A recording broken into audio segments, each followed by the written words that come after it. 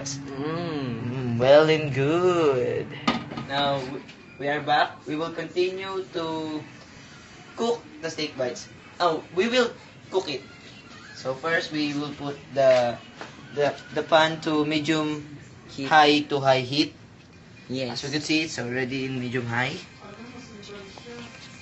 Then we're gonna put 2 tablespoons of butter. It's already tablespoon, don't worry. Even though it's a bread knife, yes. Yes, next tears.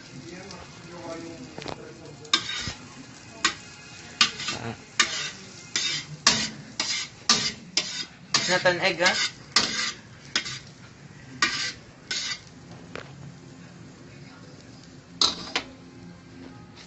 Then we're gonna put the Steak to the pan. when it sizzles, then it's good. When it's not, we're gonna wait for 30 to 45 seconds. Oh, it's sizzled. Why did you put it all?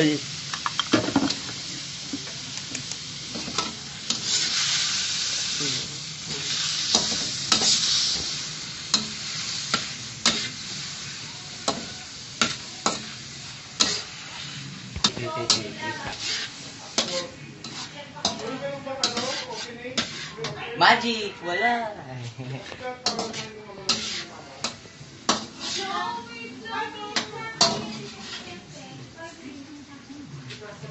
Wait. I'm going to change utensils. I mean, sorry. Sana. Maarte si Balanad eh. I can turn it. Ibang TikTok lang ako. Gusto talaga ako bago ako ibang Okay, I'm going to change again.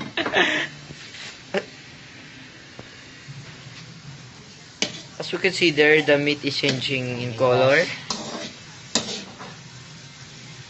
And after 2 minutes, then 1 left.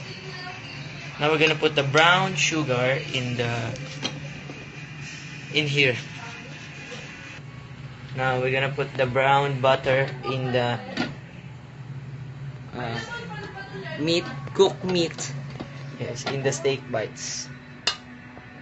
To finish our recipe. Yes. Well and good. Now, it's ready to eat or consume. Or for dinner. Yes, voila.